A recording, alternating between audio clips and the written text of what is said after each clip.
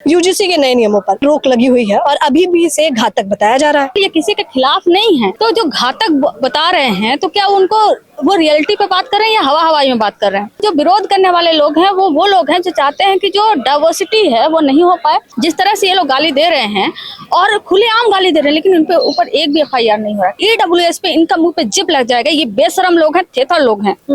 इनको सामाजिक न्याय नहीं पसंद है। इनको बस मुंह से बोल दीजिए ना रिप्रेजेंटेशन का, इनका जैसे कान खड़ा हो जाएगा। आरक्षण कोई दया नहीं है, आरक्षण कोई भीख नहीं है, आरक्षण एक संवैधानिक अधिकार है, संविधान के थ्रू मिला है। नमस्कार, मैं ज्योति यादव और आप देख रहे हैं उल्टा चश्मा यूसी। यूजीसी के नए नियमों में दो गुट बटे हुए हैं। लगातार आप देख रहे होंगे, एक तरफ श्रवण तबका है जो लगातार कह रहा है कि यूजीसी के नए नियम श्रवण तबके के लिए घातक है और चुनिंदा जगह जगहों पर यह आंदोलन हो रहे हैं। तो वही दूसरी तरफ यूजीसी के नए नियमों में समर्थन में जिस प्रकार से दिल्ली विश्वविद्यालय में आपने देखा होगा, मैंने आपको तस्वीर दिखाई, बीएचयू में देखा होगा, इलाहाबाद में देखा होगा और देश भर में अब ये आंदोलन विकराल होता जा रहा है। वजह आप बखूबी जानते हैं, क्योंकि सर्वोच्च न्यायालय 19 मार्च को इसको लेकर फैसला सुनाने वाला है। तो इस वक्त आरजेडी की धाकड़ महिला प्रवक्ता हमारे साथ मौजूद है, कंचना यादव। कैसे देख रही हैं आप? कॉन्स्टिट्यूशन क्लब में इस वक्त में मौजूदगी हम देख रहे हैं, लगातार आप लोग चर्चाएं कर रहे हैं यूजीसी के नए नियमों पर, लेकिन अब फिलहाल के लिए तो इस पर रोक लगी हुई है और अभी भी इसे घातक बताया जा रहा है। तो घातक बताने वाले कितने लोग हैं और इसका समर्थन करने वाले कितने लोग हैं? तो जो घातक बता रहे हैं तो क्या उनको वो रियलिटी पे बात कर रहे हैं या हवा हवाई में बात कर रहे हैं? आप घातक किस आधार पर कह रहे हैं भाई? आप पहले तो कोई भी बीमारी है अगर समाज में है तो उसको आप एक्सेप्ट करिएगा कि ये एक बीमारी है, और जब तक उसको एक्सेप्ट नहीं करेंगे उसका इलाज कैसे होगा? तो इनका ये है कि नहीं, ऐसा कुछ एग्जिस्ट ही नहीं करता है, लेकिन ब्राह्मणवाद रहना चाहिए। यही लोग हैं ब्राह्मणवाद के नारे लगा रहे हैं, ब्राह्मणवाद जिंदाबाद, मनुवाद जिंदाबाद, आरएसएस जिंदाबाद, और फिर यही कहेंगे कि नहीं भेदभाव कुछ नहीं है। तो ये जो ब्राह्मणवाद जिंदाबाद है ये लगाने वाले नारे बहुत सारी महिलाएं, एक दो महिलाएं भी दिखी जिनको किसी भी तरह का कोई ज्ञान नहीं है, बल्कि उन्हें एक प्रोपेगेंडा के तौर पर उनको इस्तेमाल किया जा रहा है, उनको प्रोजेक्ट किया जा रहा है। उन महिलाओं को भी जब भविष्य में रियलाइज होगा तो उनको भी हमको लगता है कि ग्लानि इस बात की होगी कि हमने ये क्या कर दिया, कि ये जो हमने कहा वो गलत किया। तो एक तरीके से देखें तो जो विरोध करने वाले लोग हैं वो लोग हैं जो चाहते हैं कि जो डाइवर्सिटी है वो नहीं हो पाए। जो आज भी संस्थाओं में, खासकर जो यूजीसी के अंदर आते हैं, आप यूनिवर्सिटी ले लीजिए, वहां पर डाइवर्सिटी नहीं हो पाए। आप जेडी के वाइस चांसलर की आपने बात सुनी, उन्होंने जिस तरीके से कहा blacks and this Dalits drugged with victimhood, ये बहुत ही पॉइजनस, बहुत ही निगेटिव और बहुत ही ऐसा स्टेटमेंट था जिसको आप कह सकते हैं कि देश में जो सबसे शीर्ष स्तर पर माना जाता है यूनिवर्सिटी, उसकी वाइस चांसलर ये हैं और यह बोल रही हैं। तो आप समझिए कि जस्टिस कैसे मिलेगा जब एक स्टूडेंट जाएगा और कहेगा कि हमारे साथ ये भेदभाव हुआ, हमारे साथ इनफेस कर दिया गया, या इंटरव्यू में कम नंबर दिए गए, या जाति सूचक गाली दी गई, या फिर हमारा प्रमोशन रोक दिया गया। अगर कोई फैकल्टी जाकर कहेगा तो ये क्या लोग जस्टिस कर पाएंगे? नहीं करेंगे, कहेंगे आप तो विक्टिमहुड कार्ड खेल रहे हो ना। तो यही हम समझाने की कोशिश कर रहे हैं। दरअसल ये किसी के खिलाफ नहीं है, दरअसल यह एक जो संविधान जो हमें एक दायरा देता है, उसके अंदर इस देश में जो नैरेटिव है पूरा, इस देश का जो पावर बैलेंस है पूरा, इस देश का पूरा स्ट्रक्चर है, उसमें आबादी के अनुसार सबका शेयर हो, सबका साझा हो और सब इसमें कंट्रीब्यूट करें। आखिर में कौन लोग हैं जिनको दर्द हो गया? आखिर वही लोग हैं ये जो मंडल आयोग हो वो जब लागू हुआ जिनको दर्द हुआ, यही वो लोग हैं जिनको अर्जुन सिंह जी जब आरक्षण लागू किया तब दर्द हुआ, यही वो लोग हैं जो हर समय कहेंगे SC/ST एक्ट खत्म कर दो, आरक्षण खत्म कर दो, अरे ये तो इनको कुछ नहीं आता, ये तो गधे को घोड़े की रेस में दौड़ाने की कोशिश हो रही है। मतलब इतने गंदे गंदे स्टेटमेंट देते हैं। और आप जाकर आप सोशल मीडिया देखिए जिस तरह से ये लोग गाली दे रहे हैं और खुलेआम गाली दे रहे हैं, लेकिन इन पे ऊपर एक भी एफआईआर नहीं हो रहा। क्यों? क्योंकि इन्हें सत्ता का संरक्षण प्राप्त है। और वही जो लोग शांतिपूर्वक तरीके से मार्च निकाल रहे हैं, कैंडल मार्च निकाल रहे हैं, प्रोटेस्ट कर रहे हैं, उनके ऊपर एफआईआर हो रहा है। आखिर में जो सरकार है वो करवा क्यों रही है? क्यों इतना जो देश का पिछड़ा तबका है उसके खिलाफ इतना ये सरकार कर रही है, क्योंकि इनको लगता है कि जो मीडिया है इनके पास उसके माध्यम से ये कुछ भी कर सकते हैं। इनको लगता है कि आज भी सुप्रीम कोर्ट या कोर्ट में जो ये कह दे वही होगा। निशिकांत दुबे का तो आपने सुना, उन्होंने 2 दिन पहले ही कह दिया था कि वही होगा जो हम चाहेंगे कोर्ट में। मतलब कोर्ट के कहेंगे कि कोर्ट हमारी बपोती है, मीडिया हमारा है, जो हम चाहेंगे करेंगे, आप लोग क्या कर लोगे।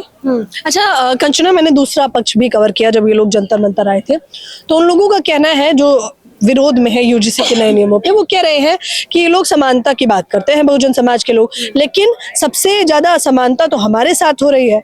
हमारी फीस बढ़ोतरी आप लोगों से ज्यादा है, हमें नंबर आप लोगों से ज्यादा लाने पड़ रहे हैं, भेदभाव तो आप लोगों ने हमारे कारण है। आंकड़े उठाकर देख लीजिए, कई सारे ऐसे जो फॉर्म आ रहे हैं उसमें देखेंगे कि आप ओबीसी का जो फीस है ना, रजिस्ट्रेशन कॉस्ट है, वो ज्यादा है ईडब्ल्यूएस से। 8 ही लाख की सैलरी तो दोनों की तय है, लेकिन ईडब्ल्यूएस का आपको पता चलेगा कि उनका 2500 है और ओबीसी का 3000 है। और ईडब्ल्यूएस का कई सारे जगहों पर माइनस में भी आया है कट ऑफ, है ना। और आप जब दलित का आ जाए कम नंबर पे, तो फिर आप कहोगे कि मेरिट का देखो, तो अरे भाई आंकड़े लाओ ना, देश की हकीकत लाओ। हम तो करें कि समानता की बात करते हैं, ईडब्ल्यूएस भी लाओ, ईडब्ल्यूएस में भी डिवाइड करो, देखो कौन जो है ज्यादा खा रहा है। आप तो ओबीसी आरक्षण में कहते हो ना, नहीं ये कास्ट वो कास्ट ये कम्युनिटी ज्यादा खा गई, ईडब्ल्यूएस भी उठाओ और उसमें भी बताओ कि सवर्ण में भी कौन ज्यादा खा रहा है, लेकिन उस पर बात नहीं करेंगे। ईडब्ल्यूएस पे इनका मुंह पे जिप लग जाएगा। ये बेशरम लोग हैं, थेथर लोग हैं, इनको सामाजिक न्याय नहीं पसंद है। इनको बस मुंह से बोल दीजिए ना रिप्रेजेंटेशन का, इनका जैसे कान खड़ा हो जाएगा, इनके जैसे खून खौल जाएगा, अच्छा इनको हम रिप्रेजेंटेशन देंगे। इस तरह के लोग हैं ये। अच्छा, टीवी चैनल पे आप डिबेट कर रही थी, उस वक्त मैंने देखा कि वो जो तथाकथित एंकर हैं वो कह रही हैं आपसे कि आप बार बार आरक्षण का ही रोना क्यों लेकर बैठ जाते हैं। आरक्षण कोई रोना नहीं है, आरक्षण कोई दया नहीं है, आरक्षण कोई भीख नहीं है। आरक्षण एक संवैधानिक अधिकार है, संविधान के थ्रू मिला है। दलितों को पहले मिला लेकिन जो ओबीसी है उसको बाद में मिला। और आज भी इतने समय लागू होने के बाद भी अगर रिप्रेजेंटेशन मिनिमम 27% नहीं हो पा रहा है, मिनिमम एससी का जो है कि 15% नहीं हो पा रहा है, एससी एसटी का 7.5% नहीं हो रहा है, तो उस पर बात करिए ना, क्यों नहीं हो रहा है। और नहीं हो रहा है तो कहीं तो भेदभाव हो रहा है ना। या तो सीटें आपने उतना आवंटित नहीं की हैं, या सीटें आवंटित करके आपने एनएफएस कर दिया, होने नहीं दिया, या तो आपने जो हो रहे हैं आपने उनको प्रमोशन नहीं दिया। बात तथ्य पे करिए ना भाई, कौन भाग रहा है, भाग कौन रहा है। आरक्षण कोई दया नहीं है, ये आंख में आंख डालकर ली हुई है, संवैधानिक अधिकार है और आजाद भारत की सबसे बड़ी क्रांति है, सबसे बड़ी क्रांति है। आज मैं सीधा साफ साफ पूछती हूँ कि मंदिरों में 100% पुजारी कौन है, वहां आरक्षण लागू करवाइए, वहां बात नहीं करेंगे। ईडब्ल्यूएस में सबसे ज्यादा कौन बेनिफिट ले रहा है, आप उसको डिवाइड करवाइए, नहीं बात करेंगे।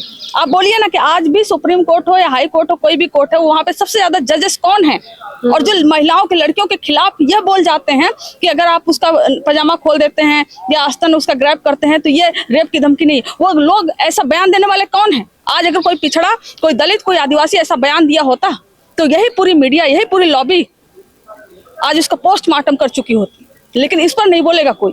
कौन है वो जो ऐसा बोला। हम तो कह रहे हैं ना, आप यूनिवर्सिटियों के वाइस चांसलर का आंकड़ा उठाइए, आरटीआई का डेटा 2024 का निकाल कर हमने देखा कि 90% हर आईआईटीज में जो है वो सीटें जो यूआर की है वो फील्ड है, और उसमें सब के सब जो है एक ही सामाजिक पृष्ठभूमि के लोग हैं। ओबीसी एससी एसटी की सीटें आज भी वैकेंट है, क्यों वैकेंट रखी जा रही है। तो ये फैक्ट है ना, इस पे हम बात करेंगे। आइए हमसे तर्क से बात करिए, मंदिरों में लगा दीजिए आरक्षण, क्यों लेकर बैठे हुए आप सब लोग। फिर तो कहेंगे वो तो धर्म की बात है। क्या धर्म, हिंदू धर्म में एक ही लोग आते हैं? हिंदू धर्म में दलित नहीं आता, फिर कहाँ जाता है आपका धर्म। धर्म की बात है तो आप बताइए ना कि इस धर्म में क्यों नहीं दलित, ओबीसी, क्यों नहीं महिला, क्यों नहीं इस तरह के लोग पुजारी बनते हैं। तो वहां पर तो आपका धंधा चलता है। कह रहे हैं आप लोगों के बीच तो एक लड़की तक सुरक्षित नहीं है, आप लोग उसकी जाति क्या देख लेते हैं, उस पर चढ़ बैठते हैं। भैया लड़की को सुरक्षित करिए ना, सरकार आपकी है, सरकार आपकी है, मीडिया आपकी है, संस्था आपकी है, जो है कि सुप्रीम कोर्ट आपका है, कोर्ट आपका है। आप जैसे कह रहे हो वैसे हो रहा है, लड़की को सुरक्षित करिए ना। और लड़की से यह भी पूछिए कि आप किसी 5000 की भीड़ में आप घुस कर कहो कि भैया आपको भी पानी नहीं मिला, भैया आपको भी पानी नहीं मिला, भैया आप भी क्या मटका पानी पिला दूं। पूछिए ना उस लड़की से कि क्या आपने पत्रकारिता उसको सिखाया है, क्या सभ्यता दी है। थोड़ा सा ट्रेनिंग दे दीजिए, करिए एफआईआर। यहाँ पर नवीन है, नवीन ने तो पूरा एक्सपोज कर दिया कि कौन वहां पर आकर फोन छीन रहा था। मतलब इस तरह से नहीं होता। आप हुड़दंगाई करके आप इस तरीके से आप चाहें कि हुड़दंगाई करके हम ही विक्टिम बन जाए, हम ही हमारा मीडिया, हम ही नैरेटिव चलाइए, तो गलत है भाई। फैक्ट पे बात कर लीजिए, डेटा बात कर लीजिए। हम मंदिर से शुरू करके विश्वविद्यालयों तक पहुंचेंगे, हम न्यायालयों से शुरू करके हम IITs तक, IIMs तक पहुंचेंगे, मेडिकल कॉलेज तक पहुंचेंगे, हम हर जगह पहुंचेंगे, हम हर जगह हिसाब मांगेंगे। दीजिए हमको हिसाब, बात करिए, शांति से हम करने को तैयार है, लेकिन हुड़दंगाई नहीं, शांति से कर लीजिए। हिम्मत है तो आइए, हिम्मत है तो आ जाइए। अच्छा, आरजेडी तो इस पर मुखर होकर आ रही है, लेकिन तमाम अन्य पार्टियां इतना मुखर होकर यूजीसी के नए नियमों का समर्थन नहीं कर रही हैं, विरोध भी नहीं कर रही हैं, कुछ कर भी नहीं रही हैं। देखिए, उन पार्टियों का अपना स्टैंड है, लेकिन जहां तक आरजेडी का स्टैंड है, आरजेडी हमेशा सामाजिक न्याय के मुद्दे पर वो कैलकुलेट नहीं करती है कि इससे हमारा पॉलिटिकल बेनिफिट होगा, पॉलिटिकल लॉस होगा। अगर ऐसा होता तो 2005 में नीतीश कुमार जी बीजेपी से गठबंधन करके सरकार बनाए, नीतीश कुमार जी के जगह लालू जी भी हो सकते थे। वो भी चाहते तो अगर गठबंधन कर लिए होते तो आज 25 साल से आरजेडी की सरकार होती, नीतीश कुमार जी की नहीं होती। तो कुछ चीजें जो है ना वो बहुत प्योर होती हैं, बहुत साफ होती हैं और बहुत सामाजिक न्याय की होती है। तो नीतीश कुमार जी ही क्यों, बीजेपी तो किसी के साथ गठबंधन कर लेती है, इस पर दो राय नहीं है ना। वो तो जिसको कहेगी इतने 1000 करोड़ का घोटाला किया, कल उसी को बुलाकर मंत्री पद दे देगी। बीजेपी के लिए तो बड़ी बात नहीं है। तो बीजेपी क्या लालू जी से गठबंधन नहीं कर सकती थी, लेकिन लालू जी ने नहीं किया। नीतीश कुमार जी की जगह लालू जी भी हो सकते थे, लेकिन उन्होंने कहा नहीं, हमारा एक स्टैंड है और वो स्टैंड बहुत क्लियर है। उसमें हमारे 10 विधायक आए, उसमें हमारे 25 आए, उसमें हमारे 80 आए और उसमें हमारी सरकार बन जाए। जीत और हार से परे है हमारे लिए मुद्दा। आखिरी सवाल लेना चाहूंगी बस मैं आपसे। सवाल ये है कि वो लोग कह रहे हैं कि जाति से जो इन्हें आरक्षण मिल रहा है, तो ये लोग जाति काहे छुपा रहे हैं? कोई इनसे जाति पूछ लेता है तो ये अपमानित महसूस कर लेते हैं। अरे तो हम तो खुल के कह रहे कास्ट सेंसस कराइए, कौन छुपा रहा है? हमारा कास्ट पूछिए और सेंसस कराइए। हमारे घर में कितने पैसे हैं, कितना घर है, कितनी जमीन, हम सब बताने को तैयार है। कराइए ना कास्ट सेंसस, भाग कह रहे हैं? खुल जाएगा ना पोल, कास्ट सेंसस जिस दिन करवाएंगे। और जो ये बड़बड़ा रहे हैं आप लोग मीडिया में बैठकर, जाति जो चेतना मंच चलाते हैं ना, चल के जाति चौपाल लगाते हैं। अभी शाम को टेलीविजन खोल लीजिए, आपको हर जगह जाति चौपाल मिलेगा और सब आरक्षण पे ज्ञान दे रहे होंगे। एक ही जाति के लोग मिलेंगे, जाति चौपाल लगाते हैं। कास्ट सेंसस होगा, सारा उजागर हो जाएगा। कौन रोक रखा है? कराइए, हमने तो बिहार में करा दिया, डेटा सबके सामने है। आपकी हिम्मत है तो करा के दिखा दीजिए। जातिगत जनगणना करवाइए, फिर इस पर चर्चा करेंगे और यूजीसी के नए नियम तो लागू करवा के ही रहेंगे। सीधे तौर पर कंचना यादव मुखर होकर एक बार फिर से अपनी बात को रख रही हैं। कॉन्स्टिट्यूशन क्लब में तमाम लोग आए हुए हैं जो लगातार यूजीसी के नए नियमों के समर्थन में उतरे हुए हैं। सीधे तौर पर कह रहे हैं कि ये समय की मांग है और यूजीसी के नए नियमों से केवल उन्हीं लोगों को आपत्ति है जो आज भी ये चाहते हैं कि देश में असमानता बरकरार रहे। फिलहाल इस खबर के बारे में आप लोग भी मुझे अपनी राय जरूर दें। कैमरामैन नावेद के साथ ज्योति यादव, उल्टा चश्मा, यूसी।